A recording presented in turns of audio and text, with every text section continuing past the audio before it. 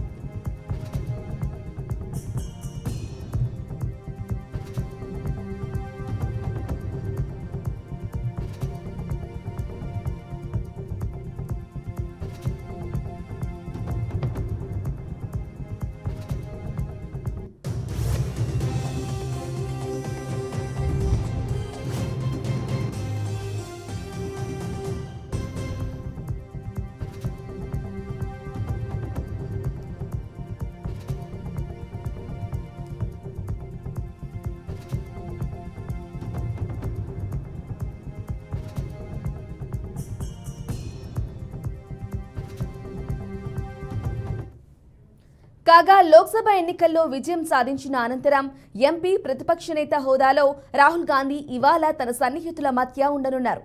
లోక్సభ ఎన్నికల్లో విజయం సాధించిన తరువాత రాహుల్ తన పార్లమెంటరీ నియోజకవర్గంలో పర్యటించడం ఇది రెండోసారి. ఈ సమయంలో ఆయన తన ఆత్మీయుల కష్టాలను వినడమే కాకుండా జిల్లా అభివృద్ధిలో వాస్తవికతను కూడా తెలుసుకోనున్నారు. ఈ సమయంలో రాహుల్ తల్లి రాజ్యసభ ఎంపీ సోనియా గాంధీ ఫండ్స్ నుంచి రాహుల్ చేసిన పని గురించి సమాచారం కూడా తీసుకోనున్నారు. అలాగే భూమా అతిథి గృహంలో జరిగే సమావేశంలో కాంగ్రెస్ పార్టీని మరింత శక్తివంతం చేయడంపై చర్చించే అవకాశం ఉంది.